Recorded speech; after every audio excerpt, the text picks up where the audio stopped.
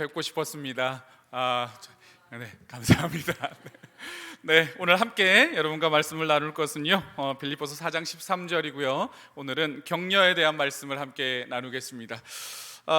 격려, 여러분 참 받으면 좋은 거죠. 우리의 마음에 공감받을 때도 참 좋은 거지만 격려받을 때 우리 마음에서 이 감 중에서도 자신감이라는 것이 격려받을 때 우리 안에 생기는 감정이죠. 그래서 오늘 격려에 대한 이야기를 할 거고요. 이 격려는 우리 부모님이나 우리 배우자나 우리 자녀들이나 우리 모두에게 필요한 것이 바로 격려라고 할 수 있겠습니다. 자, 격려, 격할 격, 힘쓸려, 이렇게 해서 우리는 격려다 이렇게 이야기를 하죠.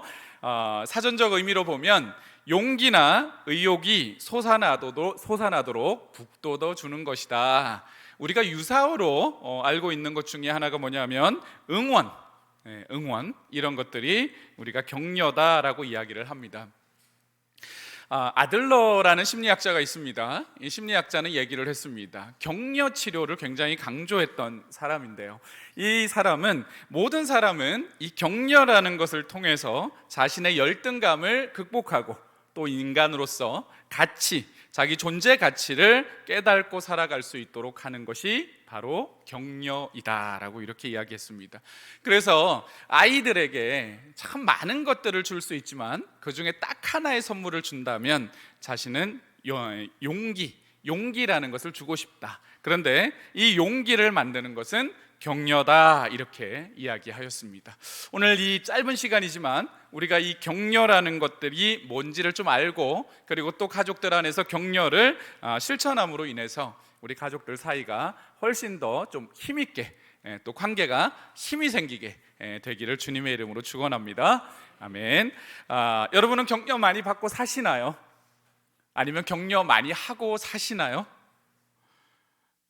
이번 주에 여러분 필요했던 격려는 무엇입니까? 여러분의 배우자에게, 부모에게, 자녀에게 필요했던 격려는 어떤 것인가요? 안 해봐서 모르겠습니다. 안 받아봐서 모르겠습니다. 사실 격려를 우리가 잘 안 하기도 하고 잘 못 받기도 하죠. 제가 어제 한 지방의 목사님 교회, 아주 이제 리모델링하는 교회를 방문하고 오는 길에 한 목사님과 동행을 하게 되었는데, 그냥 이렇게 지나가다가 목사님은 참 불평하지 않는 사람인 것 같아요. 그래서 그 점을 제가 배우려고 많이 노력하고 있어요. 이 말을 했더니 갑자기 이분이 놀래가지고 왜 그래? 뭐 잘못한 거 있어? 막 이러는 거죠. 굉장히 당황스러워 하시더라고요. 그냥 저는 불평하지 않는 당신의 모습이 참 좋습니다. 당신의 모습을 참 배우고 싶습니다. 이 말 한마디 했을 뿐인데, 우리가 그만큼 낯설다는 것은요, 익숙하지 않다라는 거예요. 우리가 막 칭찬을 했는데 엄마 왜 그래? 라고 하면 익숙하지 않은 거예요. 많이 못 받았다는 뜻이죠. 이런 말들이 우리 가운데 좀 자연스러워지기를 원합니다. 저는 사실 격려를 많이 못 받고 자랐어요. 제가 작년 그리고 지난주 저에 대해서 너무 많은 걸 오픈하고 말았어요. 그래서 한 번 더 하려고 합니다. 저는 실업계 고등학교를 나왔어요. 집안이 어려웠기 때문에 이제 그렇게 들어가서, 다행히 저희 학교가 기아자동차 재단 학교였어요. 그래가지고 고3 때 원서를 넣게 됐는데 24명이 넣었죠. 그런데 그 중에서 1차가 15명이 합격을 했습니다. 그리고 나서 제가 선생님을 찾아갔어요. 찾아간 이유는 복도에서 아직도 기억나는데, 선생님, 저는 그런 회사에 들어갈 사람이 아닌 것 같습니다. 가면 적응도 못할 거고요. 제가 그런 일을 한다는 거는 또 합격할 리도 없고요. 저는 빼주세요. 이렇게 이야기를 했어요. 이 부산 사람이셨던 선생님은 걸걸하게 욕을 하시면서 미쳤다 이런 얘기를 하시면서, 지금 본인이 어떻게 하겠냐, 일단 가서 봐라, 그렇게 해서 이제 서울로 와서 면접도 보고 했는데 기적적으로 또 합격의 은혜가 있었어요. 그리고 회사에 들어갔어요. 회사에 들어가서 일을 할 때마다 항상 제가 가졌던 마음이 뭐냐면, 딴 사람은 다 잘하는 것 같은 거예요. 보고서를 내도 잘하는 것 같고, 회의를 할 때 말하는 것도 잘하는 것 같고, 항상 누구만 못할까요? 저만 못하는 것 같은 거예요. 나만 늘 못하는 것 같은 그런 마음이 있는 거죠. 그래서 늘 마음속에 여긴 내 자리가 아닌 것 같다, 언제쯤 여기서 나갈 수 있을까, 이런 생각을 하면서 늘 지내왔던 거죠. 그러다가 학교를 가고 또 이제 교회 생활도 시작하고 이런 생활을 하면서 또 열심히 하다 보니까 자꾸 어떤 자리가 맡겨지는 거죠. 그래서 그런 자리가 맡겨질 때마다 제 마음에서 또 다른 어떤 소리가 계속 들리는 거예요. 어떤 소리가 들릴까요? 너는 못해, 네가 뭘 잘하겠니, 이런 소리가 계속 제 안에 있는 거죠. 그래서 제 안에, 제 삶에 참 안타까운 것 중에 하나가 뭐냐 하면, 무엇을 길게 해본 적이 없어요. 항상 짧아요. 짧게 하고 그만하고, 짧게 하고 그만하고, 어떤 모임에 가도 그렇게 오래 머물지를 못했어요. 그리고 이제 그 사회복지를 공부를 하고 NGO로 들어갔는데, 들어가서 제가 1년차 때 2호봉을 받았어요. 다 1호봉 받는데 여러분 별로 놀라지도 않으세요. 1년차가 2호봉 받았다니까요. 근데요, 그렇게 해서 2호봉을 받았는데 제 마음에 어떤 마음이 탁 들어왔을까요? 금방 내 실력 탄로날 텐데, 딱 이 마음이 들어오는 거예요. 그리고 나서 그해 9월에 저는 회사를 그만뒀어요. 사람들은 놀랬죠. 왜 그만두냐? 근데 저는 여기에서 이렇게 인정받을 사람이 아니다는 것을 알고 있었어요. 그 외에도 학교를 다니거나 뭘 할 때마다 자꾸 기회가 와요. 그럴 때마다 제가 늘 마음속에 외치는 소리는, 나는 별거 아니야, 내가 뭘 하겠어, 난 잘 못해, 이런 마음이 떠나지 않는 거죠. 제가 그런 삶을 쭉 살아왔어요. 예수님 믿고도 한참을 그렇게 살았어요. 이런 것들이 격려를 받지 못하면 생기는 마음이에요. 이걸 이제 심리 구조, 마음 구조 이렇게 얘기하는데, 어떤 구조가 생기냐면 자기의심이 생겨요. 자기의심, 나에 대한 의심이 생겨요. 그러면서 생기는 게 뭐냐면 나의 삶에 대한 예언이 돼요. 자기의심으로 시작되는 예언, 안 될 거야 라고 하는 자기 예언이 시작돼요. 이런 것들이 제 삶을 굉장히 많이 따라다녔죠. 제가 뭘 많이 못 받아서요? 격려를 많이 못 받아서. 여러분, 격려라는 것은요, 짧은 시간에 하는 것이지만 이 효과는 엄청나다는 것을 기억하셔야 됩니다. 여러분, 가족들, 사실 가족의 영향력은 굉장히 커요. 우리가 생각하는 것이 내 말 한마디가 얼마나 영향이 있겠어 라고 생각하지만, 사람은요, 이 가족이라는 베이스 캠프 안에서 듣고 보고 느끼는 것으로 인생을 살게 되어 있습니다. 우리가 인식하든 인식하지 않든 이 가족 안에서 주고받는 상호작용의 피드백으로 우리는 인생을 살아가요. 여러분들도 그렇게 살고 있고요, 여러분의 자녀들도 그렇게 살고 있습니다. 이 격려를 많이 못 받으면 생기는 것 중에 하나가 뭐냐면 눈치 보기예요. 눈치 보기. 눈치를 많이 보게 돼요. 그리고 부적절감, 왠지 나는 여기에 적절하지 않을 것 같은 느낌, 부적절감. 그리고 하나가 뭐냐면 타인 의존성, 자기 주체성이 너무 떨어져요. 나에 대한 확신감이 떨어지니까 타인 의존성이 너무 강해져요. 그리고 하나가 위축감이요. 이런 것들이 이제 격려를 받지 못할 때 생기는 것들이죠. 이쯤 하면 그러면 여러분이 좀 긴장이 되시죠? 우리가 이렇게 중요한 걸 지금 하고 살았나? 해왔나? 지금은 하고 있나? 좋은 질문입니다. 그 질문에서 우리는 변화가 시작될 테니까 말입니다. 아브라함 링컨 여러분 들어보셨죠? 아브라함 링컨은 27전 28기의 정치 인문, 대통령이 된 사람으로 우리는 잘 알고 있습니다. 그는 매우 가난한 이 구두 수성공의 자녀로 태어났죠. 그리고 난 다음에 그는 9개월 만에 학교를 그만두기도 했고요. 그리고 그의 어머니는 9살이 되던 해에 돌아가셨습니다. 그런데 이 아브라함 링컨이 그의 책에서 이렇게 이야기했습니다. 나는 항상 나를 따라다니는 어머니의 기도를 기억한다. 그 기도는 늘 내 인생에 함께하기 때문이다. 이렇게 이야기를 했어요. 어머니가 몇 살 때 돌아가셨는데요? 9살 때 돌아가셨는데, 근데 이 9살 때 가셨음에도 불구하고 평생 그의 인생에는 어머니의 기도를 기억하면서 살아간다라고 이야기를 했습니다. 사실 그거는 우리에게 인생에서 가장 중요한 이 마음의 영향을 받는 시기가 3살, 6살, 12살, 길어도 12살까지라고 이야기를 해요. 그러다 보니까 굉장히 중요한 시기에 어머니의 영향을 많이 받긴 했지만, 그는 어머니가 했던 기도, 그 기도를 늘 듣고 그 기도가 자신의 마음에 늘 새겨졌던 거죠. 이 아브라함 링컨의 어머니의 마지막 기도 속에 있었던 기도문입니다. 하나님, 9살 난 아들에게 물려줄 것이 이 낡은 성경밖에 없습니다. 제가 이 땅을 떠나도 하나님께서는 이 아들을 지켜주시고 부자나 높은 사람이 되기보다는 성경을 읽는 사람이 되기를 간절히 기도합니다. 이것이 그의 기도였어요. 그리고 아브라함 링컨은 늘 살아가면서 성경을 가까이 했던 그런 사람으로 우리는 회자되고 있습니다. 격려, 어떤 말을 듣고 살아가는지는 우리의 인생에 큰 영향을 미치는 거죠. 그러면 격려를 어떻게 할까요? 저는 두 가지를 여러분에게 나누고 싶습니다. 첫 번째는 긍정적 관점을 가져라. 첫 번째가 뭐라고요? 긍정적 관점을 가져라. 하나님은요, 우리에게 매우 긍정적이세요. 하나님은 우리에게 매우 긍정적이세요. 아멘. 이사야 43장 4절에 보면 내가 내 눈에 보배롭고 존귀하며 내가 너를 사랑하였은즉, 하나님은 우리를 어떻게 보신다고요? 보배롭고 존귀하고 사랑하였은즉. 사실 우리가 그런 사람인가요? 우리는 이미 하나님의 형상을 잃어버린 자들이다 라고 성경에서 말씀하고 있잖아요. 모든 사람이 죄를 범하였음에 하나님의 영광에 이르지 못한다. 이 영광에 이르지 못한다라는 말은 하나님의 형상과 모양을 잃어버렸다는 뜻이에요. 우리는 우리 안에 죄의 문제가 해결됐더라도 죄성으로 인해서 죄의 결과, 죄의 열매들을 많이 맺고 살잖아요. 그럼에도 불구하고 하나님은 우리를 보실 때 언제나 보배롭고 존귀하고 사랑하면서 바라보신다는 거예요. 하나님은 우리를 보실 때 어떤 관점으로 보신다고요? 긍정적 관점으로 보시는 거예요. 우리를 보는데 하나님이 그래요. 진짜 너 너무 꼴보기 싫다. 너는 왜 이렇게 변화가 없니? 참 싫다. 너는 참 변화가 없다. 이 정도 하면 너 변해야 되지 않니? 항상 그렇게 우리를 대하시면 우리는 어떻게 될까요?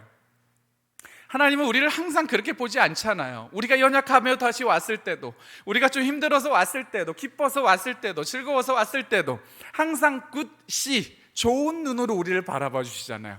왔어, 보배롭구나, 참 너 존귀하다, 참 너 사랑스럽다. 그래서 하나님이 우리를 보시는 3종 세트예요. 첫 번째 뭐라고요? 보배롭고, 두 번째 존귀하고, 세 번째 사랑스럽다. 이것이 하나님이 우리를 보는 이 긍정의 관점이에요. 성경은 늘 우리에게 그 긍정의 관점으로 바라보심에 대해서 이야기하고 있습니다. 저는 성경을 읽다 보면 어떤 말씀을 읽으면서 하나님의 이런 긍정의 관점을 많이 느낄 때가 있어요. 그 중에 하나가 모세가 구스 여인을 취하는 일이 있었어요.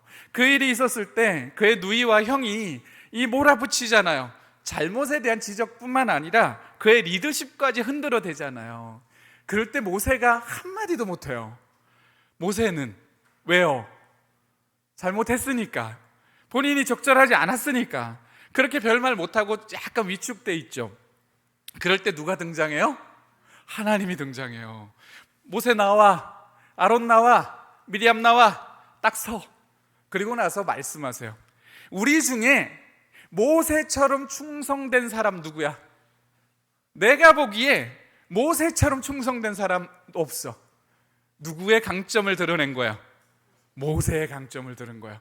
그 잘못을 막 드러내기보단 모세가 그 상황에서 하나님은 그 모세가 가진 강점, 충성이라는 강점을 딱 드러내서 이 사람은 나에게 이런 사람이야.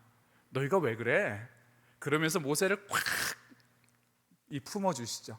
그럴 때 모세 마음이 어땠을까요? 그 안에서 막 이 회복이 되며 새 힘이 솟아나지 않았겠어요? 그런 거죠. 하나님은 항상 우리를 긍정적으로 바라보시는 관점을 가지고 있습니다. 여러분, 누군가가요 우리를 긍정적으로 바라보는 게 좋아요. 그렇잖아요. 여러분, 제가 여기 왔는데 여러분이 저를 긍정적으로 바라봐 주시면 제가 좋을까요, 안 좋을까요? 그렇죠. 그런 거죠. 우리는 다 웰컴 받고 싶어 하는 마음들이 있단 말이죠. 여러분, 가족들과 함께 살 때요 긍정적 관점으로 살아가시기를 바랍니다. 긍정과 함께 사는 게 행복한 거예요. 긍정과 함께 사는 게 관계의 질이 높은 거예요. 부정과 함께 살고 단점과 함께 사는 게 얼마나 고통스러운지 몰라요. 이전에도 한번, 작년에도 말씀드렸어요. 우리는 잘과 잘못 중에 항상 어디에 초점을 맞춘다고 했죠? 잘못에 초점을 맞춘다고 했어요. 우리는 잘못한 거를 늘 지적하면서 살아요. 잘못한 거에 초점이 많이 맞춰져 있어요. 이거는 우리의 민족성과도 관련이 있다고 말씀드렸고, 우리의 신앙적으로 보면 죄성과도 관련이 있어요. 아담이 너무 좋아했잖아요. 내 뼈 중에 뼈요, 살 중에 살이다, 너는 또 다른 나다, 우리는 하나다, 이랬다가 죄 짓고 난 다음에 제일 먼저 뭐라고 얘기했어요? 당신이 창조하신 저 여자가 말이죠, 이렇게 얘기했잖아요. 죄성의 이 관계의 시작은 비난이고 지적이에요. 그러다 보니까 우리는 우리 안에 자꾸 어떤 것에 대해서 가르치려고 하고 지적하려고 하고 이런 마음들이 강해요. 왜 그럴까요? 지적하고 가르치는 것을 통해서 우리가, 여러분 잘 모르실 수 있지만 이런 것들을 통해서 우리가 속 이면에서 원하는 게 있어요. 그게 뭐냐면 내가 옳다예요. 내가 옳다는 거예요. 그래서 상대를 지적하는 거예요. 이 이면이 숨어 있는 거예요. 이건 죄성이에요. 내가 주권을 가지고 내가 주가 되겠다는 그런 마음이잖아요. 우리 안에 이런 것들이 있다 보니까 우리는 자꾸 어떤 것에 잘못에 초점을 맞춰서 이야기를 해요. 그렇지만 행동주의에서, 심리학에서 이야기하죠. 잘하는 것보다 잘못하는 걸 계속 말하면 잘하는 것도 소거되고 못하는 것은 더 강화된다고 그래요. 우리는 반대로 생각하죠. 이걸 자꾸 얘기해주면 고쳐져서 다 잘할 것 같잖아요. 이거 반대예요, 반대. 오히려 이걸 자꾸 얘기하면 이게 줄고, 이걸 자꾸 얘기하면 이게 늘어요. 그래서 왜 그러냐면, 사람은 못한다 얘기하면 그때부터 반성하는 것이 강해지는 게 아니에요. 우리는 못한다 그러잖아요. 그러면 그때 발동하는 게 반성적 자기가 발동하는 것이 아니고 보호의 욕구가 발동을 해요. 뭐래? 어쭈? 지가 나를 니까짓 게 뭐라고? 이런 마음이 쫙 올라와요. 부모가 애 가르칠 때요, 혼내보세요. 애들이 내 아빠 말씀 지당하십니다, 우리 아빠는 역시 최고, 이렇게 말하나요? 엄마는 그러지 않냐, 아빠는 뭐 다 잘하냐, 이렇게 나오죠. 왜 그럴까요? 그때 아이들이 보호의 욕구가 발동하는 거예요. 우리는 이게 나를 지키려고 하는 게 기본적인 습관이에요. 그러다 보니까 잘못한 걸 자꾸 얘기하잖아요. 배우자 관계 똑같아요. 잘못한 거 고치면 내가 행복해지고 더 잘 될 것 같죠? 전혀요. 자꾸 지적하잖아요. 그러면 자기를 보호하기 위해서 오히려 반대로 더 화를 내고 저항하는 게 많아지는 거죠. 그래서 여러분, 웃는 사람 앞에서는 웃어요. 어떤 부모가 좋은 부모냐? 웃는 부모라고 하죠. 가르치는 부모보다 웃는 부모가 좋은 부모라고 그래요. 웃는 부모 앞에서는 아이들도 웃는다고 그러죠. 그래서 우리가 웃는 부모가 되라, 이런 얘기를 합니다. 긍정적 관점을 가져라. 여러분, 가족관계 한번 떠올려 볼까요? 저는 제 배우자가 있어요. 제 배우자가 있는데 작년에 제가 말씀드렸잖아요. 배우자 기도를 했는데 중성적 여인을 만나게 해주세요. 이게 제 기도 제목이었어요. 남자 같은 여자를 원합니다, 이게 있어요. 제가 워낙 예민하니까 좀 덤덤한 사람을 만나게 해달라고 기도를 했죠. 근데 결혼해서 살다 보니까요, 너무 덤덤한 거 힘들더라고요. 제가 어떤 사람이라? 예민한 사람이라. 나는 자꾸 뭔가 이렇게 공감도 받고 싶고 뭐도 하고 싶은데 그게 없는 거죠. 그래서 이렇게 처음에 그걸 바꿔보려고 진짜 많이 노력을 했어요. 근데 사람 바뀌어요, 안 바뀌어요? 안 바뀌는 거예요. 그래가지고 제가 어느 순간부터 이제 이 단점, 정말 무덤덤하고 이런 사람의 단점과 살지 말고 이 사람의 장점과 함께 살아보자 라고 이제 생각을 한 거죠. 그랬더니 이제 봤더니만은 이게 없어요. 굴곡이. 그래서 저희가 교회를 개척을 했잖아요. 보통 이제 사모님들 같으면 여보 어떡하지? 힘들지 않을까? 뭐 이런 얘기 많이 할 거예요. 저희 아내는 어떻게 했을까요? 좋아. 막 이런 거 하자. 그래서 저희가 어린이집에 들어가서 했거든요. 그런데도 아무 그렇지도 않아요. 그냥 하는 거지 뭐, 이런 거죠. 그러니까 제가 교육 전도사 할 때 사실 그때 50만 원 받아가지고 4명이 함께 살았거든요. 근데 이제 어려울 수 있잖아요, 자식들 키우면서. 그럴 수 있는데 그런 게 없는 거예요. 그냥 있는 대로 사는 거지 뭐, 없으면 안 먹으면 되지 뭐, 약간 이런 거예요. 그죠? 그러니까 너무 편한 거예요, 제가. 근데 제가 공감받기를 원하고 내 말하면 끝까지 들어달라고 그러고 집에 들어오면 여보 오셨어요 이렇게 하면서 막 반찬 10개 내놓기를 원하고 자꾸 이것만 요구하고 우리가 20년 살았으면 어떻게 됐을까요? 그렇게 됐을 거예요. 그죠? 여러분이 상상하는 대로. 단점과 함께 살지 않고 이 장점과 함께 살아가려고 하다 보니까 아내가 가진 장점들이 이제 보이기 시작하는 거예요. 여전히 이건 있어요. 여전히. 그렇지만 이건 이대로 두고 우리는 해결하고 가려고 자꾸 그러잖아요. 여러분, 해결하고 가려고 할 때부터가 문제예요. 해결하고 가려고. 그냥 이건 이대로 놔두고 우리는 더 좋은 것들을 가지고 사는 거죠. 저희 첫째는 수줍음이 많아요. 도전이 그래서 되게 약해요. 도전하는 것들이. 그렇지만 그 도전하지 못하는 너는 참 문제야 라고 말하기보단 저 아이가 정말 그 내향적인 아이거든요. 근데 되게 성실해요. 그래서 제가 이 아이한테 늘 부각시키는 건 뭐냐면 너는 참 성실해. 넌 참 성실해. 이 말을 자꾸 하다 보니까 성실이 강점이 되어 사는 거예요. 둘째는 사람들에게 이제 뭐 싫은 소리를 잘 못해요. 다 이렇게 받아주는. 근데 이 싫은 소리를 못하면 사회생활 못해. 너 자꾸 가면 인생 살면서 너 많이 피해받아. 이런 것들을 얘기하기보단 그 아이가 가진 게 뭐냐면 배려심이 있거든요. 사람들에게 되게 이렇게 따뜻해요. 그래서 저는 너는 앞으로 기독교 상담 심리를 해야 될 것 같다. 뭐 이렇게 제가 가르치고 있는데, 그래서 항상 부각시키는 게 뭐냐면 너는 진짜 마음이 따뜻한 공감자다. 이 말을 자꾸 해주는 거죠. 그러면 사람이 관계도 이게 긍정과 함께 사는 거고요. 그리고 이 가족 구성원 한 사람 한 사람들도 자기 강점으로 인해서 더 삶이 긍정적으로 살아가지게 되는 것들이 생기는 거죠. 혹시 여러분 중에 우리 관계 속에서 부정과 함께 살아가는, 특히 자녀들 사춘기 되고 그러면 말 진짜 안 듣기도 하고 게임도 많이 하기도 하고 유튜버나 이런 SNS 많이 노출되고 이런 거 많이 하잖아요. 그거 자꾸 이렇게 막 그거 잡아내려고 그거에만 자꾸 포커싱하면서 그거에만 집중하면서 가다 보면 우리가 너무 많은 것들을 놓치고 살아가게 되어 있습니다. 배우자도 마찬가지고요. 그래서 전도서에 보면 전도서 3장에 그런 말씀이 있잖아요. 좋은 것을 보는 것이 복이라. 한번 따라해 볼까요? 좋은 것을 보는 것이 복이라. 여러분의 내적인 관점은 어떻습니까? 좋은 것을 보는 관점, 눈을 가지고 있습니까?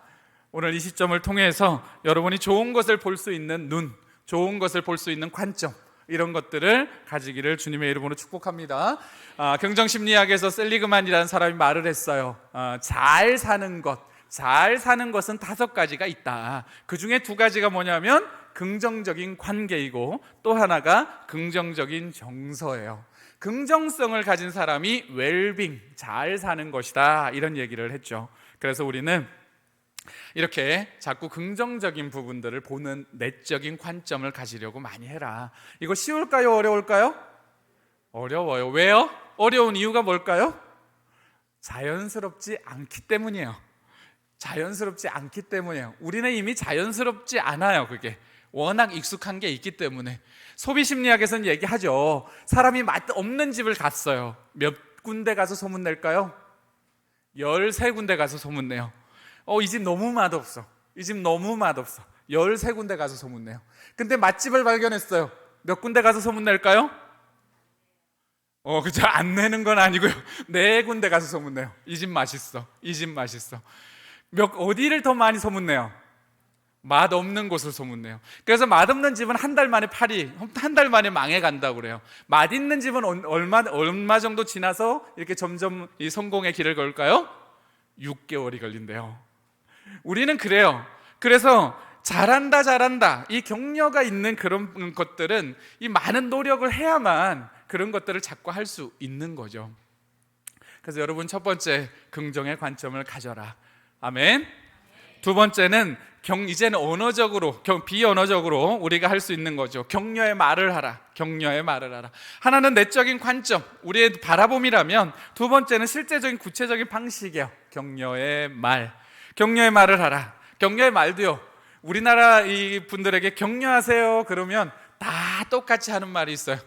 잘한다 그래요. 이것 말고는 뭘 해야 될지를 모르세요. 잘한다 이 말만 하세요. 그러면 이제 더 이상 할 말이 없어요. 더 이상. 그래서 이제 격려하라고 이렇게 막 여러 가지 막 노력을 하죠. 요즘 제가 선교사님 이게 선교사님의 아내 선교사님들 이 부모 교육을 줌으로 하고 있거든요. 그래서 제가 이 격려를 이제 가르쳐서 시켰더니 어떤 한 친구가 자녀가 수학을 이제 맡았는데 20점에 20점을 맞아온 거예요. 그랬더니 잘했다. 앞으로 쭉 유지해. 그랬다는 거예요. 이게 뭐라고요? 격려 숙제 해왔다고 자랑스러워 하시더라고요. 잘하긴 했죠. 안 왔던 거 해니까. 근데 유지해, 이게 이제 포인트죠. 유지해. 그때 애가 뭐라고 반응했을까요? 유지하긴 뭘 유지해요. 그랬다는 거죠. 첫 번째는 격려의 말의 첫 번째요. 네 가지만 여러분 기억하세요. 첫 번째는 노력과 개선에 대한 격려예요. 뭐라고요? 노력과 개선에 대한 격려요. 노력하고 개선하는 것에 대한 격려죠. 우리가 자칫 어떤 것이 좀 더 좋아지고 또 노력하고 있어요. 그러면 그런 것들을 봤을 때 격려 아니게 돌려주는 것들이 있잖아요. 그것 봐, 하면 되잖아. 안 하니까 문제지. 너 하면 되잖아. 당연한 걸 하는 건데 뭘 기대해. 이런 말들 한번 이야기하면 해야지. 알아서 딱딱하면 얼마나 좋아. 뭔가 변화가 왔는데 이런 피드백을 돌려줄 때가 많이 있어요. 여러분, 당연한 것도요, 당연한 것도 당연히 여기지 않는 것이 좋습니다. 이런 노력과 개선에 대한 언어들, 문장들은 이런 거죠. 열심히 하고 있구나, 많이 좋아졌구나, 점점 좋아지고 있구나, 좋은 생각을 가졌구나, 좋은 꿈을 가졌구나, 노력해줘서 고맙구나, 이런 것들이에요. 이런 것들이 노력과 개선에 대한 인정이죠. 지난주에 말씀드렸듯이 저희 첫 아이가 보컬 학원을 다녀요. 근데 이번 주도 제 앞에서 심지어 교회에서 딱 마이크 잡고 MR 틀어놓고 한번 들어보라고 하는데 정말 들을 수가 없어요. 벌써 이제 7회기를 다녔어요. 그래서 옆에서 아내가 이제 그러는 거죠. 여보, 빨리 끊읍시다. 초장에 끊읍시다. 이제 학원을 끊자는 거예요. 근데 이제 그런 얘기, 아이는 기대감이 있는 거예요. 자기 걸 보여주면서 과연 우리 부모님은 어떻게 반응을 할까, 이런 거죠. 그럴 때 제가 그런 얘기를 했어요. 한 노래를 부르는데 어떤 부분에 요 부분은 너 진짜 많이 발전한 게 보인다. 이런 부분에 굉장히 안정감이 있고 호흡이 굉장히 좋다. 이런 거가 네가 성장하고 있는 것처럼 보인다. 이런 부분 굉장히 좋아졌다. 앞으로 이런 건 계속 유지하고 이랬으면 좋겠다 라고 했더니 이 아이 얼굴이 어떻게 됐을까요? 환해졌어요. 그러면서 이 중반 음역대로 들어갈 때부터 호흡이 딸리고 반음이 내려간다. 그거는 네가 아직 복식 호흡이 안 되는 것 같다. 그때부터 이제 복식 호흡하는 연습을 좀 해야 될 것 같다. 그랬더니 이 말을 수용해 주는 거예요. 제가 처음부터 두 번째 얘기했으면 어떻게 됐을까요? 바로 반항했을 거예요. 그렇죠. 근데 이런 것들, 내가 무엇을 하고 있는데 자기 나름대로 노력하고 있잖아요. 지금 저희가 남양주에 사는데 송파로 다니거든요. 이 학교 이게 1시간 반씩 왔다 갔다 하면서 해보겠다고 다니는 거예요. 근데 그런 아이의 노력을 보면서 야, 네가 하고 싶은 것들이 있을 때 이렇게 하는구나, 이런 것들에 대해서 인정해주고 격려해주면 이 아이는 그 안에서 막 이 용기가 솟아나는 거죠. 그러면서 무엇인가 내가 목표한 것들을 해보려고 할 때 나도 할 수 있겠구나 라고 하는 것들이 그 안에서 생기는 것 같아요. 저희 아내는 강의를 하면요, 염소 목소리가 나와요. 염소 목소리 아시죠? 막 이런 거. 근데 어성경이 읽어지는 강사를 하고 있어요. 우리 목사님도 하시는 걸로 알고 있는데요. 지금 이제 교회에서도 하고 사모님들 대상으로도 하는데 할 때마다 염소 목소리가 나오는 거예요. 그래서 늘 저한테 와서 얘기를 하는 거죠. 여보, 나 목소리가 너무 이상하지? 자꾸 나 너무 못하는 게 티가 나지? 이런 얘기를 자꾸 하는 거죠. 여러분, 그럴 때 어떻게 격려해줘야 돼요? 잘하면서 그런 소리 한다, 이런 거 격려 아니에요? 아니죠. 근데 이렇게 얘기할 가능성이 많아요. 또 다르게 어떻게 얘기하기도 해요? 걱정하지 마, 이런 얘기하죠. 하면 잘하면서 뭐 이런 얘기도 하고, 이런 얘기들을 자꾸 우리는 힘준다고 얘기를 하죠. 그럴 때 어떻게 격려할 수 있어요? 여러분이라면 어떻게 격려할 수 있을까요? 당신이 목소리가 떨리지만 전하려고 하는 것들이 충분히 전달되고 있어. 그거 신경 쓰기보다는 내용에 신경 쓰면 훨씬 좋을 것 같아. 그리고 내가 들으면 당신 진짜 잘해, 이렇게 얘기를 했죠. 그랬더니만은 또 용기를 좀 얻고 지금 그래서 이제 클래스를 3번째 클래스를 열어서 지금까지 하고 있어요.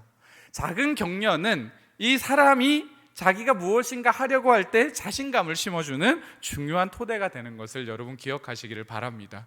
여러분 기러기 때 아시죠? 기러기 때는 V자로 나르잖아요.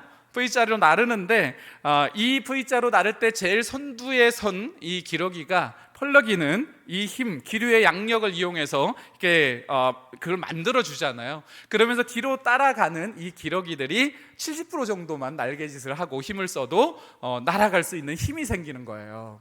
근데 앞에 있는 이 두세 마리는 굉장히 막 힘들게 날죠. 그렇게 날면서 이 앞을 향해서 가는 거죠. 근데요, 뒤에 있는 이 기러기 떼들이 하는 것들이 있어요. 뭐랄까요? 엄청나게 꽥꽥거려요. 엄청나게 꽥꽥거려요. 진짜 목청이 터져라고 꽥꽥거려요. 왜 꽥꽥거려요? 응원하는 소리예요. 응원하는 소리. 앞에서 나르고 있는 이 보스 리더 역할을 하고 있는 이 지금 기러기를 향해서 응원의 소리를 질러주는 거예요. 꽥꽥꽥꽥 하면서요. 가족은 그런 존재잖아요. 가족은 그런 존재예요. 세상 누가 가족만큼 가족을 사랑할 수 있겠어요? 세상 누가 가족을 위해서 가족만큼 기도할 수 있겠어요? 세상에 누가? 제가 오늘 교회로 오는 길에 한 청년이 전화가 왔어요. 너무 힘든 이야기를 하는 거예요. 근데 이 친구를 제가 설교 예배 끝나고 갈까 하고 있어요 지금. 근데 제 질문에 어떤 마음이 딱 드느냐 하면, 만약에 우리 둘째가 지금 이렇게 힘들다고 하면 난 어떻게 할까? 그러면 전 당연히 달려갈 것 같아요. 근데 지금 교회 청년이 그 얘기를 하는데 제가 고민을 하는 거예요. 피곤한데, 내일 아침 일찍 나와야 되는데, 이런 생각을 하고 있는 거죠. 그러면서 하나는 반성이었어요. 가서 그 친구와 같이 밥을 먹든 차를 마시든 그냥 나라는 존재 하나가 당신 너의 힘겨움에 같이 참여하고 있어 라는 이 한 마음을 전해주는 것만으로도 이 친구한테는 정말 많은 격려가 되겠다. 그래, 가자. 그 옆에 있어주는 사람이 되자. 또 하나는 뭐냐면, 야, 가족만큼, 정말 가족을 향해서는 내가 어디든 가겠구나. 정말 힘들단 말 들으면 그게 뭐 인천이든 충청도든 바로 가겠구나. 이게 가족이구나. 그런 두 가지를 깨달았어요. 우리는 가족들이 우리에게 그렇게 소중한 사람들이잖아요. 그 사람들을 위해서 우리가 같이 꽥꽥꽥꽥 해줘야 사는 인생에 힘을 얻고 더 마음이 더 이렇게 용기를 얻어서 살아갈 수 있잖아요. 여러분, 이번 주부터 꽥꽥이가 되어 봅시다. 그렇죠. 그리고 기러기 중에 부상당하고 기력을 잃고 그러면 이 기력을 잃은 기러기는 내려오잖아요. 근데 혼자 내려오잖아요. 근데 그게 두세 마리가 같이 붙어서 내려와요. 절대 혼자 떨어지지 않아요. 같이 내려와요. 두세 마리가 같이 내려와서 이 기러기가 원기가 회복될 때까지 기다려요. 그리고 난 다음에 다음 행렬에 같이 끼어서 같이 가요. 가족은 그런 거잖아요. 너 왜 이렇게 못해? 너 진짜 왜 이러냐? 이런 게 아니고 그냥 살면서 실패할 수 있지만 그 옆에 같이 붙어서 그 존재가 힘이 되고 같이 이렇게 같이 걸어갈 수 있는 거, 이런 것들이 우리가 가족이잖아요. 여러분, 첫 번째는 노력과 개선. 좋아지고 있음, 옆에서 계속 응원해줘서 좋아지고 있어, 잘하고 있어, 좋아지고 더 좋아질 거야 라고 격려해 줄 수 있는 그런 꽥꽥이가 됩시다. 아멘. 두 번째는 신뢰에 대한 격려예요. 신뢰에 대한 격려. 난 널 믿어. 넌 참 잘할 수 있을 거야. 믿음에 대한 이야기죠. 믿음에 대한 이야기, 신뢰. 여러분은 신앙생활 하면서 어떤 격려가 제일 좋으세요? 사람마다 다른 것 같아요. 내가 너와 함께 있어, 내가 너를 사랑해, 이런 말을 하나님께로부터 말씀을 들을 때 많은 격려를 받는 분들도 있어요. 근데 저는 오늘 본문의 말씀이에요. 할 수 있어. 능력 주시는 자 안에 할 수 있어. 마태복음 19장 26절 말씀처럼 하나님은 무슨 일이나 다 하실 수 있느니라. 할 수 있어. 하나님이 자꾸 오주원 너 할 수 있어. 난 너 믿어. 이 말 해줄 때, 이 말씀해 주실 때가 제일 저는 격려가 되는 것 같아요. 저는 이제 선교사 멤버케어 사역이라는 것을 준비하고 있어요. 해외에 나가서 선교사님들 만나서 이렇게 가정 또 선교 사회를 돕는 그런 전문가가 되기를 준비하고 있는데, 이 나이에 뭐 하겠어? 이 나이에 내가 뭘 또 새로운 것을, 아직 영어도 잘 못하고 이런 생각들이 들 때마다 기도하면 하나님께서 능력 주시는 자 안에서 할 수 있어. 넌 할 수 있어 라는 말씀하실 때가 사실 격려가 제일 많이 돼요. 하나님이 믿어주시며 하나님의 믿어주심. 여러분, 믿음 주는 사람의 믿음 따라 살아요. 우리는. 여러분 그거 아세요? 부모가 자식을 믿어주잖아요. 그럼 믿음 주는 사람대로 살아요. 자녀는.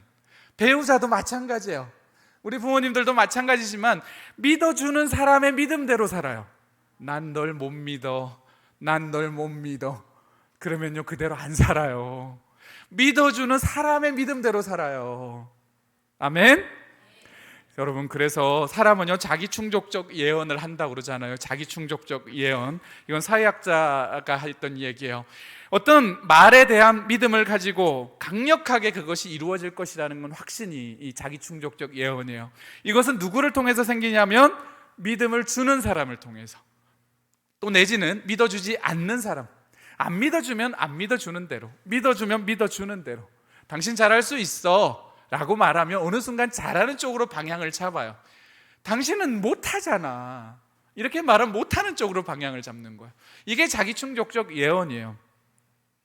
우리는 이렇게 하면서 살아가는 거죠. 우리는 가끔 여기 부모님들 계신데요, 저는 젊으신 분들 3, 4, 50대 오신 분들 너무 좋아요. 근데요 우리가 자식을 키우다 보면은요 어떤 마음이 있냐 하면요 이런 마음이 있어요. 항상 잘하라고 얘기해요. 발표 못하면 용기를 내! 그런 얘기를 해요. 그렇죠? 여러분 매번 용기 내고 사셨어요?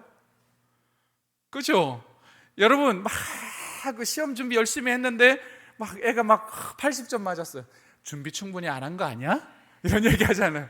근데 여러분 열심히 했는데 50점 60점 맞았을 때 있었어요? 없었어요? 있었죠. 누구랑 친구랑 사이가 안 좋은데 그 관계 못 풀어가지고 끙끙대고 그런 경우 있었잖아요. 우리 친구들에게 할 말 못해서 한 대 지어받고 올 때도 있었고, 인정 못 받아가지고 쭈구리 된 적도 있잖아요. 우리도. 근데 마치 자녀들을 키우면서는 항상 뭐라고 얘기해요? 관계 잘해야 돼, 선생님에게 인정받아야 돼. 항상 이쪽의 이야기만 해요. 마치 우리는 그런 걸 다 잘해온 사람처럼. 그렇지 않아요. 우리도 그 과정을 통해서 여기까지 왔잖아요. 그래서 우리 자녀가 지금의 인간은요 실패를 통해서 배우잖아요. 실패를 통해서. 우리도 많은 좌절 경험을 통해서 이겨서 이만큼 온 거잖아요. 그런 것처럼 항상 우리 자녀들과 이야기할 때는 이런 믿어주는 거 하나 플러스 부모의 자기 개방을 많이 해줘야 돼요. 많이 해줘야 돼요. 아이가 두렵다고 그래요. 그러면 내가 살면서 두려웠던 이야기 해줘야죠. 아이가 대학 어떻게 갈지 고민된대요. 야, 내가 청소년기에 고민 많이 됐다고 얘기해줘야죠. 이런 것들을 우리가 같이 얘기를 해줘야 자녀들은 거기에서 힘을 얻고 또 다시 한번 그 다음을 향해서 넘어가려는 용기가 생기는 거죠. 난 널 믿어. 잘할 수 있을 거라고 생각해. 넌 해낼 수 있을 거야. 넌 참 잘 결정했고 또 잘 해결해 나갈 이 문제를 잘 해결해 나갈 수 있을 거라고 믿어. 이런 말들을 자꾸 듣는 아이들은요 자기 확신감이 생기죠. 지난주에 저희 아이가 연락이 왔어요. 아빠, 내가 잘할 수 있을까? 큰 아이가 연락이 온 거죠. 잘할 수 있을까? 이 아이는 두려움이 참 많은 아이예요. 그래서 결국은 저도 이제 그런 얘기를 했죠. 야, 두려움은 이 유전인가 보다. 나도 참 두려움이 많은데 너도 참 두려움이 많다. 두려움은 나쁜 게 아니야. 혜인아, 두렵다는 건 나쁜 게 아니야. 우린 두려워하지 마 이러잖아요. 두려움은 나쁜 게 아니야. 두려움은 항상 세상을 안전하게 살고 싶은 사람들이 가진 강점이야.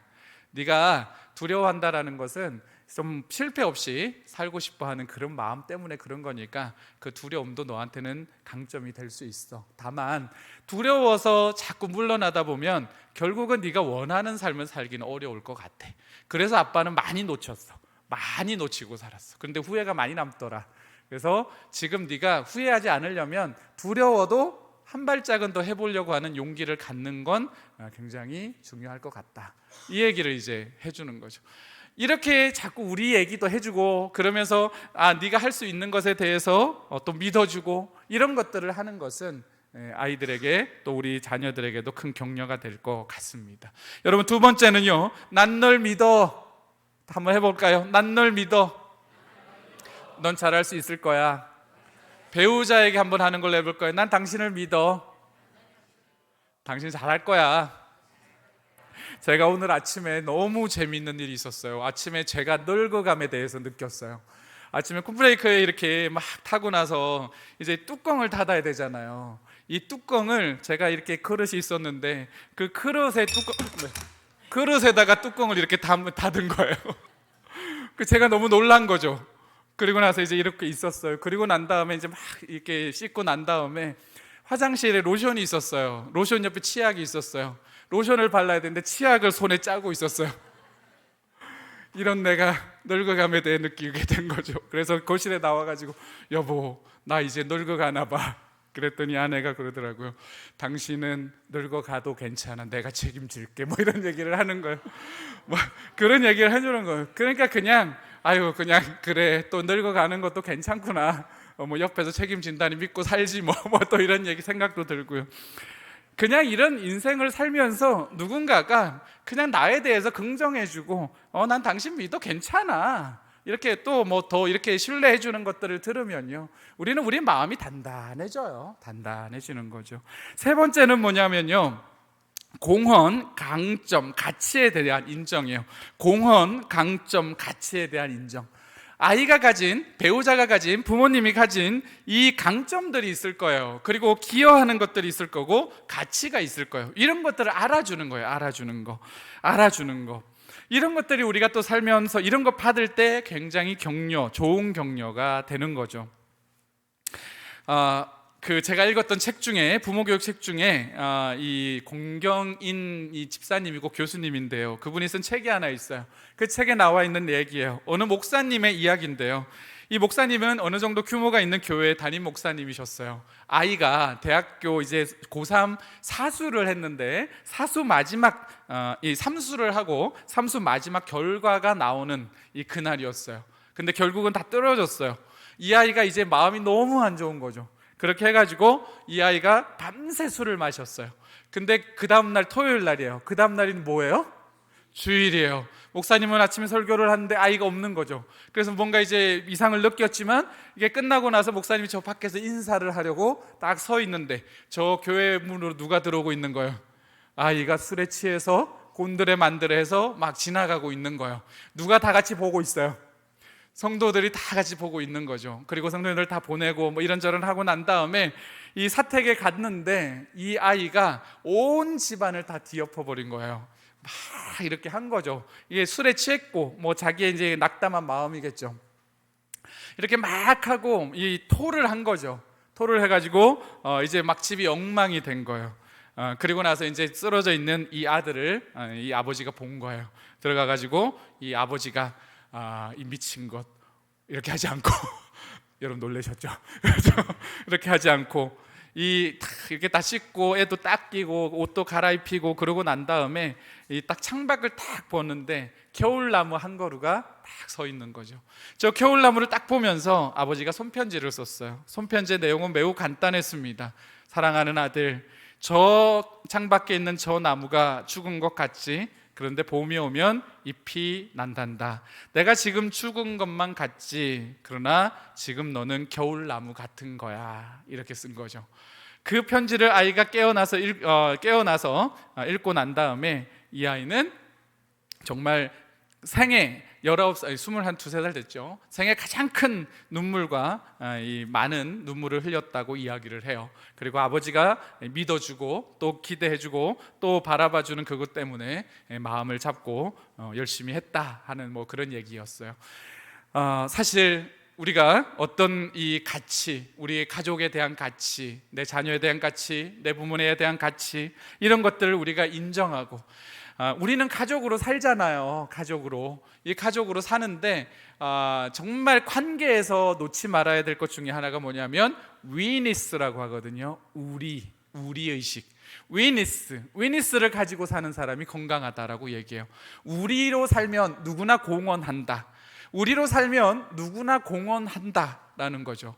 여러분, 우리로 있으면요, 여러분 생각해 보세요. 내 옆에 있는 사람이 없고 이 사람이 있음으로 인해서 내가 얻게 되는 게 많아요. 여러분, 이 사람이 있음으로 해서, 내 자녀가 있음으로 인해서 내가 얻게 되는 게 많고요, 내 배우자가 내가 있음으로 인해서, 또 배우자가 있음으로 인해서 내가 얻는 것도 많아요. 이게 위니스예요. 갈등이 많은 관계들은 위니스가 없어요. 우리의식이 없어요. 서로 주고받는 공헌하는 것들을 알아차리지가 못해요. 여러분, 잘 갔다 왔어 말 한마디 해주는 것도 위니스예요. 이런 것들을 서로 알고, 그런 것들을 서로 인정해주고, 그런 것들에 대해 고마워하고, 이런 것들이 위니스거든요. 이런 것들을 많이 가진 사람들이 건강한 관계라고 이야기를 해요. 그래서 여러분, 우리가 이런 가치들, 그리고 이 사람이 가진 강점들, 그리고 이 사람이 가진 어떤 공헌하고 있는 것들, 이런 것들을 자꾸 알아주는 거죠. 제 아내는, 저희가 교회를 개척을 했는데요, 저희 아내는 어떤 여인이라고 그랬죠? 중성적인 여인이에요. 그렇죠. 교회를 개척을 했는데 저는 기대를 했어요. 교회를 개척하면 80%는 누구 사역이에요? 사모님 사역이에요. 대체로 그래요. 근데 사모님들이 할 게 많은 거죠. 근데 저희 아내가 제일 어려워하는 게 목양이에요. 목양, 신방 가는 거 너무 어려워요. 한 사람을 만나면 1시간 이상 앉아있는 게 어려워요. 여러분 잘 이해 못 하시겠죠? 그래서 제가 그게 너무 이해가 안 되는 거예요. 어떻게 1시간 이상 앉아있으면 이렇게 힘들지? 그래서 전화 한번 하는 걸 너무 싫어해요. 성도들에게 전화하는 걸 너무 싫어하는 거죠. 그래서 야, 신기하다. 그래가지고, 근데 저희 아내가 가진 장점이 뭐냐면, 많은 일을 해도 전혀 어려워하지 않아요. 교회 청소 누가 다 할까요? 사모 저희 아내가 다 해요. 교회 화장실 청소 아내 다 하고요. 교회 뭐가 고장나면 누가 다 고칠까요? 저희 아내가 다 고쳐요. 얼마 전에 막 세면대, 교회 화장실 세면대 이게 들어가가지고 안 나오는 거예요. 저는 가만히 있었더니만 어디서 막 해가지고 다 뚫어놨어요. 또 형광등 다 고쳐요. 역할이 어떻게 된 거지? 일반적인 역할과 바뀌어 있죠. 저는 누구 신방 다니고 막 그래요. 그러면서 우리끼리 얘기하죠. 우리 서로 잘하는 거 합시다. 서로 잘하는 거 합시다. 나는 목양 잘하고 연락 잘하고 사람 잘 돌보고 하니까 그건 내가 많이 할게. 대신 나 청소하는 거 힘들고 이거 못 고치고 막 그러니까 그거 당신이 해. 그러면 우리는 항상 아내가 막 바빠요. 막 저는 이렇게 앉아가지고 왔니? 뭐 이런 거 하고 있고요. 그렇죠. 문제시역이면 다 문제예요. 왜 개척교회 사모가 전화 하나를 못하고, 왜 그걸 참지 못하고, 인내를 못하고, 왜 그러는 거야? 당신이 좀만 더 잘하면 우리 교회가 부흥할 수 있고 더 잘 될 수 있고 그럴 수 있잖아. 이렇게 말할 수 있잖아요. 근데 우리는 그렇게 하기 쉽단 말이죠. 여러분, 뭐와 함께 살자? 강점과 함께 살자. 잘하는 것과 함께 사세요. 그거 인정해주고 그거 알아주면 더 잘하게 돼요. 더 잘하고 여러분, 칭찬해주면요, 그 사람은 사람이 관계로 돌아와요. 관계로 돌아와요. 그래서 강점 인정해주고 공헌 인정해주고 가치 인정해주면요, 관계로 돌아와요. 긍정적인 관계로. 세 번째는 공헌과 강점과 가치를 인정해주자. 마지막 네 번째는 수용이에요. 수용적 격려를 해라. 수용적 격려. 우리가 지난주에 공감 얘기를 했지만 유사한 흐름이고요. 이 사람이요, 수용받을 때 생기는 것 중에 하나가 확신감이에요. 확신감. 사람이 수용받지 못하면 확신감이 없어요. 아이들 마찬가지예요. 엄마 나 이거 좋아. 참 좋아. 너 이거 좋아하는구나. 엄마 나 이렇게 할래. 너 이렇게 하고 싶구나. 여보 나 이런 생각이 들었어. 당신 그런 생각이 들었구나. 이런 게 다 수용이에요. 수용. 이 수용이 생기면요, 사람들 안에 생기는 심리가 뭐냐 하면 자기 확신감이에요. 자기 확신감. 나에 대한 확신감이 생겨요. 이 나에 대한 확신감이 생기면 자신의 생각과 행동이 옳다라는 그런 신념이 만들어져요. 그러면서 이 내가 생각하고 의사를 결정하는 것에 대해서 굉장히 능동적으로 바뀌죠. 그래서 아이가 어떤 것을 얘기하고, 배우자가 어떤 것을 얘기하고 그럴 때 우리가 제일 좋은 반응은 그렇게 생각할 수 있겠다, 좋은 생각이다, 그런 마음을 가질 수 있겠다, 좋은 아이디어다, 그런 생각 해볼 수 있겠다, 그렇지, 야 내가 못한 생각을 했네, 이런 말들이 피드백으로 한번 가야 되는 거죠. 이렇게 가줘야 되는 거예요. 그런 것들에 대해서 우리가 수용적인 것들을 보일 때, 그럴 때 사람은 내가 옳았구나, 내 생각이 괜찮았구나, 이런 마음을 가지면서 거기에서 격려를 받는 거예요. 그러면서 점점 힘이 생기면서 자기 확신감이 생기는 거죠. 노영주 집사님이라고 계세요. 이분이 보컬 트레이너예요. 근데 이전에 엄정화라는 가수가 이 편도선, 이 갑상선 때문에 수술을 받고 많이 이제 위축되어 있을 때예요. 이제 유재석이 연결을 해줘가지고 두 사람이 만났죠. 만났는데 이 노영주 집사님이라는 분은 새롭게 하소서 CBS에도 나와서 간증도 하고 하셨던 분인데, 이분은 별거 한 거 없어요. 딱 네 가지 얘기했어요. 엄정화라는 가수에게 딱 네 가지만 얘기했어요. 걱정하지 말아요, 좋아요, 할 수 있어요, 나이스. 요것만 했어요. 계속 요것만 해줬어요. 당신 그렇게 생각할 수 있어요, 두려워할 수 있어요, 그럴 수 있어요, 그렇지만 할 수 있을 거예요. 그 생각들, 그 마음들을 다 수용해 주는 거예요. 그런 생각하지 마세요, 그건 좋지 않은 생각이야, 그런 생각은 별로 도움이 안 돼, 이런 게 아니고 어떤 것에 대해서 기여하고자, 어떤 것에 대해서 자기 생각들을 이야기할 때 좋아요, 좋아요, 이런 반응을 보여주는, 이건 굉장히 좋은 격려죠. 이런 것들이 많이 생기면 우리 마음에는 이 용기가 북돋아지고 인생의 응원이 생기고 그리고 자신감까지 만들어지는 것이 격려입니다. 여러분 혹시 기억하실까요? 여러분 긍정적 관점을 가지라고 말씀드렸어요. 그리고 네 가지 말씀드렸죠. 이제 격려의 말을 좀 하자. 첫 번째가 뭐예요? 안 보고 하시는데도 이렇게 노력과 개선을 인정하는 격려를 하자. 꽥꽥꽥꽥 하면서 살자. 두 번째가 뭐였죠? 그렇죠. 난 널 믿어. 난 널 믿어. 잘할 수 있을 거라고 믿어. 그리고 세 번째 뭐였죠? 공헌, 강점, 가치를 인정해줘라. 난 너로서 충분해. 네가 내 자녀인 게 너무 좋아. 당신이 내 아는 게 좋아. 당신이 내 남편인 게 좋아. 당신이 우리 내 목사님이어서 너무 좋아요. 당신이 우리 부목사님, 전도사님이어서 참 좋아요. 당신이 우리 교회 성도여서 좋아요. 이런 것들이에요. 이런 것들이 다 가치 인정이에요. 가치 인정. 가치 인정. 그렇잖아요. 우리 다 잘하지 않잖아요. 그런데 그 사람이 가진 강점을 이해해주고, 따뜻해요, 목사님 참 따뜻해요, 이런 것들이 다 가치 인정이죠. 강점 인정이죠. 그리고 어떤 공헌, 수고한 것들을 놓치지 않고, 이런 고생해주고 이런 노력해줘서 당신 너무 고마워요, 이런 것들이죠. 그리고 마지막 뭐예요? 네 번째는 그렇죠, 수용. 좋아요.